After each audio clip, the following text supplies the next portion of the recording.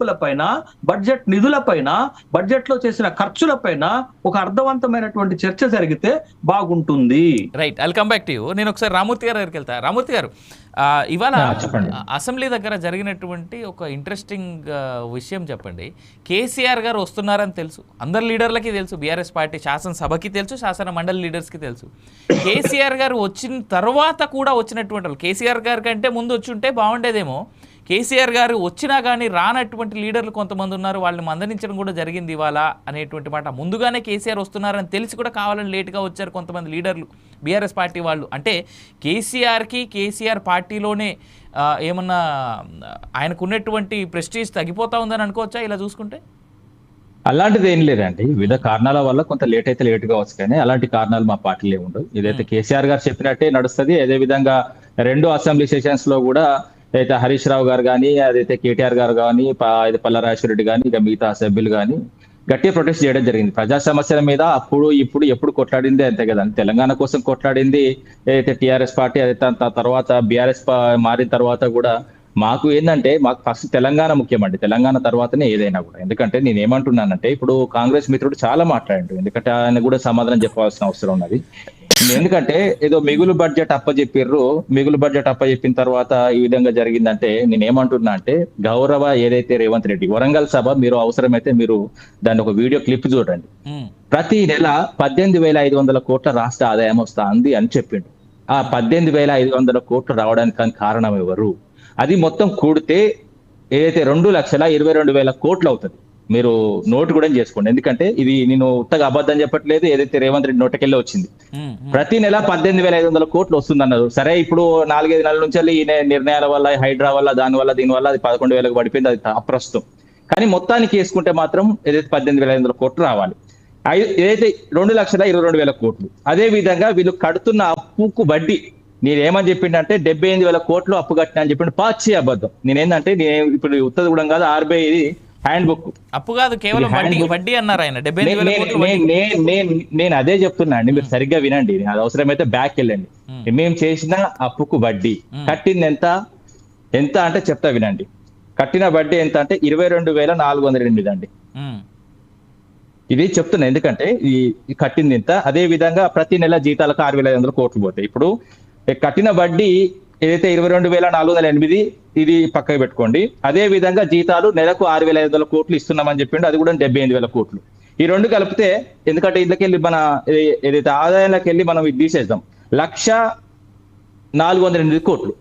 ఇది ఇప్పుడు ఈ రెండు తీసేస్తే, ఈ 1,04,8 ఇది 2,22,000 కోట్లకి వెళ్ళి తీసేస్తే మనకి ఎంత రావాలంటే దాదాపు ప్రభుత్వం దగ్గర నిల్వ ఉండాలి 1,21,900 ఏదైతే 592 కోట్లు ఉండాలి. అదే విధంగా వీళ్ళు తీసుకొచ్చిన అప్పు, ఎందుకంటే ఇది కూడా యాడ్ చేయాలి కదా అండి. ఇప్పుడు మిగులు బడ్జెట్ ఎంత మిగులు బడ్జెట్ అనేది కూడా చెప్తే, ఇప్పుడు ప్రభుత్వం దగ్గర ఉండాల్సింది ఓన్లీ ఆదాయము 1,61,592 కోట్లు ఉండాలి. అదే విధంగా వీళ్ళు తీసుకొచ్చిన అప్పు 1,60,000 కోట్లు. ఈ రెండు కలిపితే 2,81,592 కోట్లు వీళ్ళ దగ్గర ఉండాలి. దీంతో 3 కాళేశ్వరం ప్రాజెక్టు కట్టొచ్చు. కాళేశ్వరం ప్రాజెక్టు గురించి మిత్రుడు మాట్లాడుతూ గూగుల్లో కొడితే ఏదో కమిషన్ అని వస్తుంది అంటారు. ఇంత దౌర్భాగ్యమా ఇదా? మీరు చేస్తే చేయాలి, మీరు కట్టండి, అవసరమైతే మీకు దమ్ముంటే కట్టండి.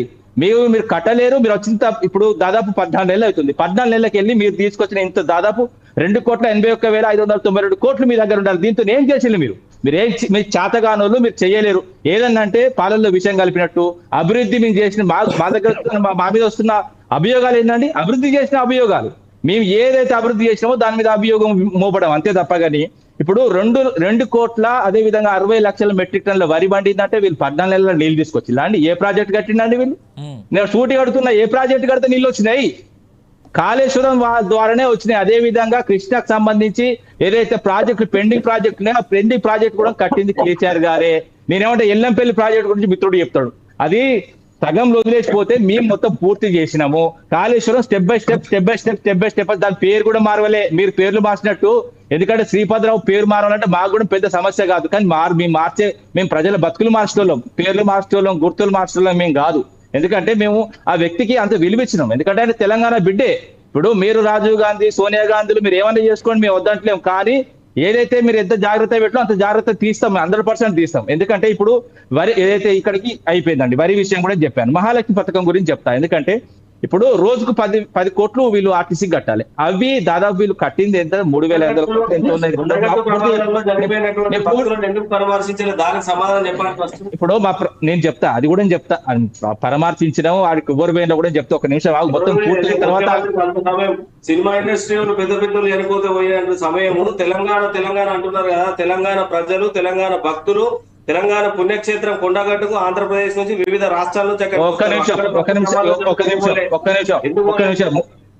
మీరు ఎంతమంది చనిపోయారండి కొండగట్లు? చెప్పండి, కొండగట్లు ఎంతమంది చచ్చిపోయారు చెప్పండి. సుమారు 29. ఆయనకు ఆ లెక్క కూడా తెలియదు, అందుకే రిపీట్ చేసిన. 29 మంది చచ్చిపోయారు. నేనేమంటున్నా అంటే ఈ 14 నెలల్లో 36 మంది నేతలు చచ్చిపోయిండు.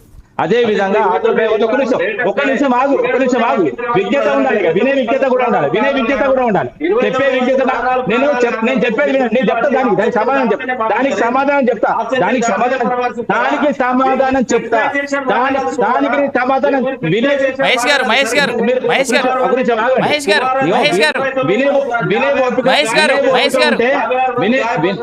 అది కాదండి, అధికార మతం వద్దండి. మాట్లాడేది వినండి. ఇక మీరు వినండి, మీరు కాసేపు వినండి. విన్న తర్వాత నేను ఏమైనా అభ్యంతరాలు అంటే రాసుకోండి. ఎందుకంటే నేతలను 36 మంది చచ్చిపోయింది. అదే విధంగా 120 మంది ఆటో డ్రైవర్లు చచ్చిపోయింది. 423 మంది ఏదైతే రైతులు చచ్చిపోయిండ్రు. 83 మంది విద్యార్థులు ఫుడ్ పాయిజన్ వివిధ కారణాల వల్ల చచ్చిపోయిండ్రు. 1500 మంది ఏదైతే విద్యార్థులు అస్వస్థతకు గురైండ్రు. మరి ఎక్కడికి పోయిండు ఈ రేవంత్ రెడ్డి? ఈ సావుల కాడికి ఒక్క సావు కన్నా వేండా? ఎవరు అంటే టైం లేదా? ఒక నిమిషం ఆగు, నేను చెప్తా వినండి. మేము అక్కడ వాళ్ళు నష్టపరిహారం చెల్లించడం, అది తర్వాత వదిలేసేయండి. జరిగిన విషయం అది ఎప్పుడో అయిపోయింది. ఆ విషయం ఇప్పుడు జరుగుతున్న విషయం. మీరు 14 నెలల్లో వచ్చిన తర్వాత గిన్ని సావులు అయితే దాదాపు మీ పరిపాలనలో రోజుకొకరు చచ్చిపోతున్నారు. ఎందుకంటే ఇప్పుడు ఒక్క సావు కన్నా వేయడం చూపించండి. ఏడికి పోతున్నాడు? ఢిల్లీకి పోతున్నాడు. ఎన్నిసార్లు వేయండి ఢిల్లీకి పోయే టైం ఉంటుంది, కానీ రాష్ట్రంలో రైతన్న చచ్చిపోతే పోవు, ఆటో డ్రైవర్ చచ్చిపోతే పోవు, విద్యార్థులు చచ్చిపోతే ఒక్క హాస్టల్ సందర్శించిన ముఖ్యమంత్రి నువ్వు రేవంత్ రెడ్డి. తాతగాను నేను దిగు గడ్డే. నేను ఏమంటున్నా అంటే నీకు చెప్తుంటే మధ్యలో ఆపుతున్నాడు. ఒక నిమిషం ఆగండి, ఎందుకంటే మొత్తం మీరు రాసుకోండి అవసరమైతే. మహాలక్ష్మి పథకం కింద వీళ్ళు చెప్తున్న ఆర్టీసీని బుడ్డ ముంచుతున్నారండి. మీరు అవసరమైతే ఆర్టీసీకి సంబంధించిన ఏ ఉద్యోగ సంఘానికన్నా ఫోన్ చేయండి, వీళ్ళు ఒక్క పైసా కూడా పే చేస్తారు. రోజు 10 కోట్లు కట్టాలి. అదే 6,000 కోట్లు తడిసి మొబ్బైంది.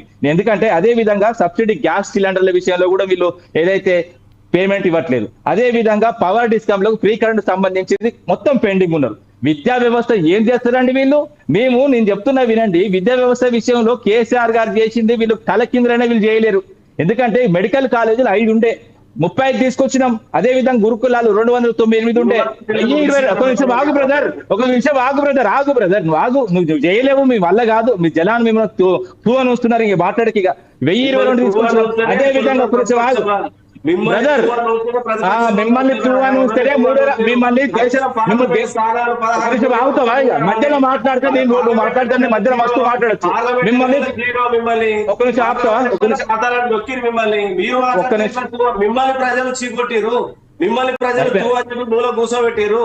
పార్లమెంట్ గెలిచిరా? మీ 10 ఏళ్ల ప్రతిపక్షం నుండి మేమెన్ని సీట్లు గెలిచినాము? కాదు మహేష్ గారు ఒక మాట అడుగుతారు. మహేష్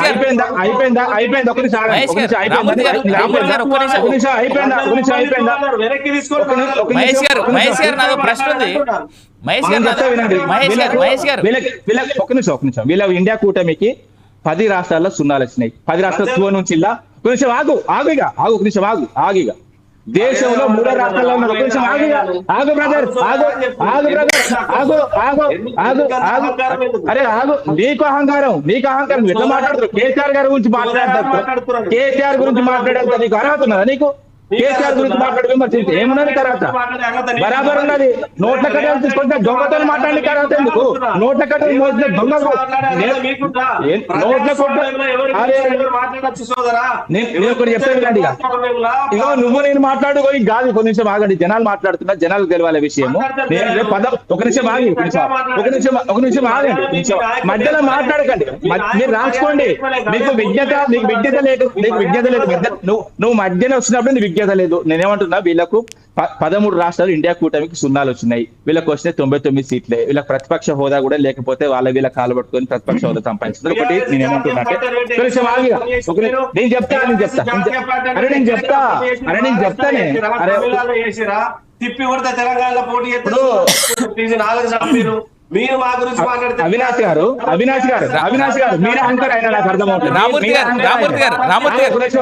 మహేష్ గారు ఒక్క నిమిషం మహేష్ గారు ఒక్క మాట నాదో సూటి ప్రశ్న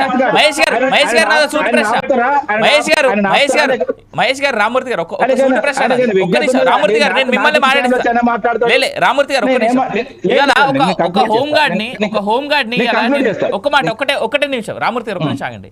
మహేష్ గారు మీరు ఇంత చెప్తా ఉన్నారు పేమెంట్ల గురించి. హోమ్ గార్డులకు ఇప్పటికీ జీతాలు పడలే, 45 రోజులు దాటిపోయింది తెలుసా హోమ్ గార్డులకు జీతాలు పడి.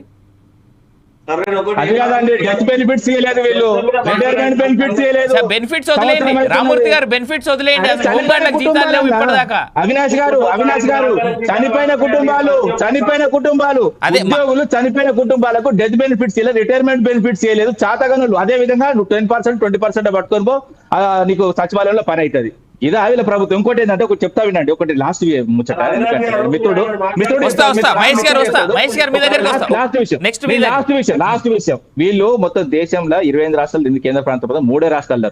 మరి 25 రాష్ట్రాలు వీళ్ళు తూ అని ఉంచినాయి. మరి ఏం మాట్లాడుతున్నారంటే తూ అని ఉంచినాడు.